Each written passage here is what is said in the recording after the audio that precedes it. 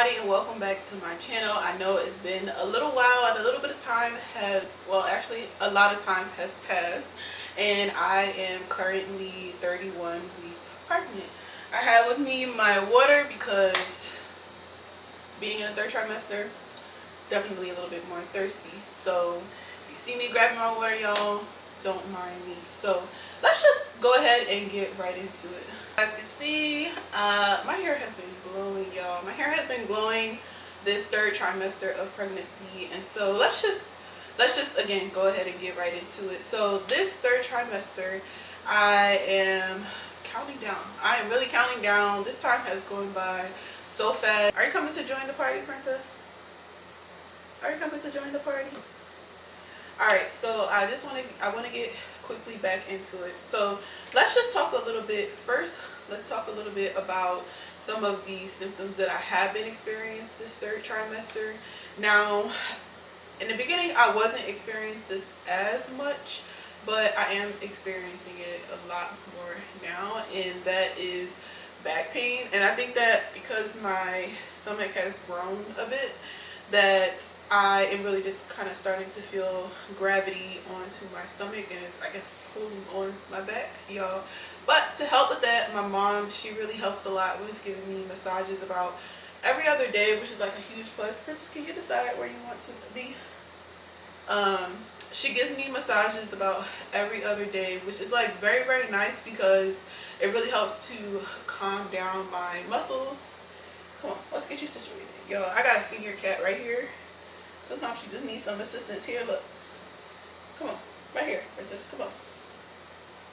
Relax. Yeah, so sometimes she needs some help. But so back pain. Now, something I also have been experiencing is because the baby is getting a little bit bigger, I am starting to feel the baby's like movements all around of my stomach, and whether the baby is breech or when the baby is not breech, I feel different things. So when the baby is breech, which means that the head is up, I do feel like the baby near my ribs. And then when the baby is not breech and the baby is head down, I do feel the baby like literally like here, like putting pressure on like my lower stomach, which is not like a horrible thing, but it can be a little bit uncomfortable. Now, I have been experiencing at nighttime chest burn. Now, I don't know why it decides to start at nighttime. I don't know if it's just the effects of, you know, whatever I eat during the day. A lot of times people say that if you have chest burn, your baby is going to have a lot of hair. So this baby better have a lot of hair because as soon as I lay down at nighttime, the chest burn comes. It's not uncomfortable. Actually, scratch that. It is uncomfortable, whereas I'm not used to feeling chest burn. So I'll lay on one side, the chest burn will start, and then it will start to go down a little bit. So it's like if I decide that I want to change positions in bed and go to the other side, the chest burn just literally starts all over again. And really not until I go to sleep, that's when like the chest burn goes away. Now, I did some Google searching, and I was like, okay, what can I do to really help with this chest burn? And I did see that milk and honey help with that. I tried it one time, maybe I'll try it again, but I didn't find that it helped as much. Now, having some ice cold water or just chomping on some ice really do help with the chest burn. But then of course, once I'm done eating the ice, once I'm done drinking the cold water, it do come a little bit back, which kind of sucks, but it's okay because we only got a couple more weeks, y'all. We only got a couple more weeks until the third trimester is over, and then I won't have to really worry about any of the symptoms. I'll probably have to just worry about my body just adjusting back to it. And then along with the back pain, I am experiencing some tight hips or just tightness around my hips, and I think it's just really the effect of like my body just changing. So I do have to pay a little bit more attention to like how I'm sitting or how I'm standing, and I think when I am a little bit more mindful of that, my back doesn't hurt as much. Now, if I am planning to watch a movie or watch a show on television, like I do make sure I do get up and move my body and take some breaks, because even just sitting for like a couple minutes, like my back sometimes already just starts tightening up. But like I said, those massages from my mom help. So if you do have somebody, whether it be a partner, whether that be a close friend, that can give you, you know, some nice back rubs, definitely allow them to do that. And yeah, so let's go ahead and also talk a little bit about my last video. So in my last video, I kind of hinted at something that I wanted to talk a little further about, and something that I have been experiencing in this third trimester is my blood sugar just being a little bit on the higher side. Now, sometimes people kind of mistake higher, like, problems with your blood sugar to be with what you're eating, but honestly, I am a really relatively like healthy person. So when your blood sugar do end up being high during your third trimester of pregnancy, which is something I learned about relatively new, is that the blood sugar may be high because your body may not be breaking carbs down the way that it should be. For example, specifically, it has all to do with the hormones in your placenta. So originally when I did get the blood sugar test done, I was like, I'm really like against this, but I'm glad I did get it done because most of the women in my family have experienced or have had some experience of diabetes or gestational diabetes. So I really just think it's just a genetic thing. So let's just, you know, keep our fingers crossed on that, because my first trimester, my blood sugar levels were completely fine, y'all. Were completely fine. Again, I don't eat horrible. I rarely drink soda. I rarely drink juice, and I rarely eat out. So that's that. So that got me in a little like hump, like just a little bit, but you know, just, you know, it's a mix of now just, you know, watching what I eat and tracking my blood sugar that kind of keeps things under control. Now, let me see what else.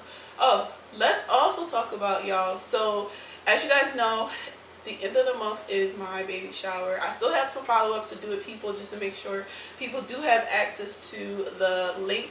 People are able to, you know, if they need any help with directions, I can make sure I provide that, while also, of course, still resting and, you know, being mindful of not overworking myself. But I do need to finish kind of consolidating all of the links for the decorations that I want to get for the baby shower, and then I think that once I share that with my mom and my sister and a couple other people who's helping me kind of bring this all together, then I'll just put it into their hands, y'all, because I really want to be surprised to a certain extent, and I'm just really excited to just kind of just have this experience with my family, have this experience with my friends. I'm gonna have friends there that literally have known me since middle school, have known me since high school. So to just have them be in that presence or in this part of my life, it is just like, wow, like time has really flown by. But you know what, I'm just gonna continue to embrace life. Like, you know, I'm still 21, y'all, so we're just gonna continue to do that.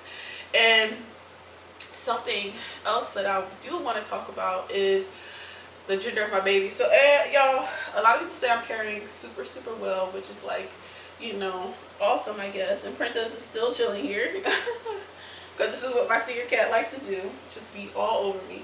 But I wanted to talk a little bit about the gender. So for a while, you guys know that I have been keeping the gender of my baby a surprise. And what I love most, now she want to move, what I love most about doing that was that because this is my first child, you know, not having too much pressures on my baby about who they are, who they're supposed to be, really mattered to me. You know, like, this is me really getting to know like how my genetics are coming together with someone else, y'all, which is, I think, a blessing.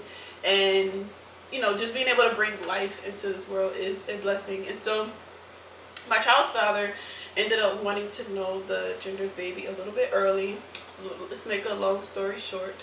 I really think he wanted to know, you know, exactly like what it was, but not spoiling too much because I want to reveal the baby's gender in another video once I do have my baby shower. But the news ended up coming out to me even though it was supposed to be kept a surprise. So it's still gonna be a surprise to me, of course, like my baby shower day, but it's not gonna be like the surprise where I kind of have like those initial emotions of knowing like what my baby is. But y'all, I just want to say that I'm still very excited, y'all, and I don't know, I just can't wait to just have this experience with everybody else, y'all. So This is still going to be a surprise for y'all because y'all don't know yet. This is still going to be a surprise for my family members. And although that did have to happen because I was, you know, a little upset for the first probably a couple of days, because that's an experience I will never get back again unless I decide to have another child, you know, like, but, you know, everything I guess happens for a reason. And I think that, like, you know, from that, I just know that I have to just keep things to myself moving forward. If you know, if I do want to keep something like that a secret until, you know, whenever I am ready to, you know, find out, or just if somebody is going to know, just have a trusted person know so that, you know, it doesn't get out in any kind of way, y'all. But, oh, so I did start getting some gifts. I did start getting some gifts off my Baby Registry, which is like very exciting. I decided to use Baby List for my registry because you can pull from any link off the internet, which is like really great, because if I wanted to pull stuff from Target, I could pull stuff from Target. If I wanted to pull stuff from Walmart, I can pull stuff from Walmart. If I wanted to pull stuff from a local business website, I can add those things literally like onto my Baby Registry List, y'all. So it's gonna be a good time. Like, I am very selective about a lot of things when it comes to, you know, the baby so far, but also to this experience, and I just want to continue to make the most of it.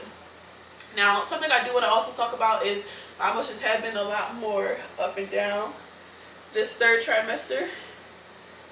Yeah, my emotions have been a lot more up and down this third trimester. Like, they are easily triggered, if that makes sense. And sometimes I don't intentionally mean to, you know, be or have a certain perspective or feeling about something, you know, when it comes to it, but my emotions are just sensitive, y'all. Like, literally last night I was just like, I just need to cry. And once I kind of got that out, I was like, okay, like, I feel a little bit better. Or, you know, I have random moments where I'm like, you know, I feel really happy. So, you know, again, I'm just trying to make sure I just continue to embrace this journey and just accept all of the things that kind of come with it, y'all. I'm literally someone's mother, you know, and it's a beautiful thing. It's a title that I consider to be an honor.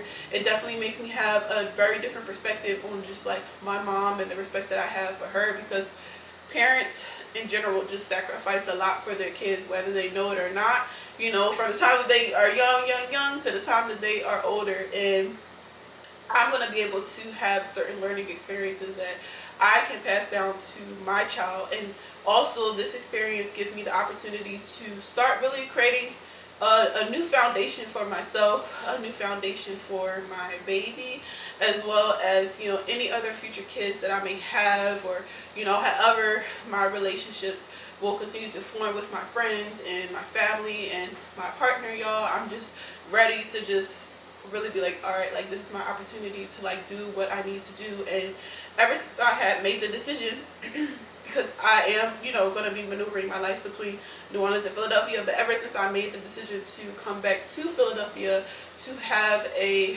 like, I like to say like a little reset. I like to always come back home to have a little reset, but having this little reset allowed me to get a lot of things in order that wasn't in order, y'all. Like, when I had originally moved to New Orleans, it's really just to enjoy life and to embrace, you know, just all the good things in life. But like, now that I have a little one on the way, excuse me, now that I have a little one on the way, it really makes me just think about all of the decisions that I am making moving forward. Like, they need to be aligned with, you know, the goals that I have for myself, the goals that I foresee for my future. And if they don't, like, there's literally like no excuses at this point that I can allow certain things to happen, y'all. So my finances have been like getting, you know, back in order. I've been saving. I've been like lowering my debt debt amount and working to increase my income amount. Again, I do plan on breastfeeding.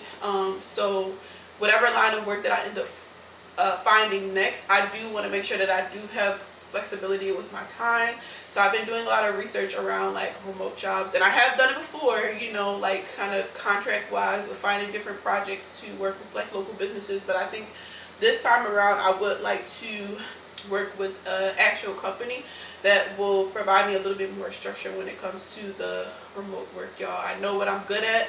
Still taking the time to really kind of reflect on those skills that I need to polish up on so that I can be the best, again, for myself, for my future self, for my future little one. And you know, they don't have to worry about, you know, certain struggles that I had to, you know, experience. But it doesn't mean that I'm going to spoil my child because I do believe that, you know, like, everything is not just handed to you in life. It's just not. Like, you got to put in the work and you got to work hard for it, and you reap the benefits, you know, when you do that. So I want to thank you guys for tuning in to my 31-week pregnancy update.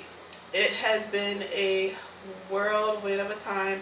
My hope is to probably, I think what I'm going to do is make these updates bi-weekly, and then once we get about maybe 4 weeks away, I'll do them every single week, so I can really just kind of get those really, like, all right, we are really here emotions, and just be able to share this happiness with all of you guys. But I want to continue again to do videos like this. Sorry, I've been a little bit behind, but you know, little baby, gotta listen to the body.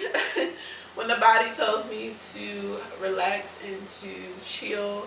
And I will be back on here soon again, y'all. Thanks for watching. Make sure you subscribe. Bye.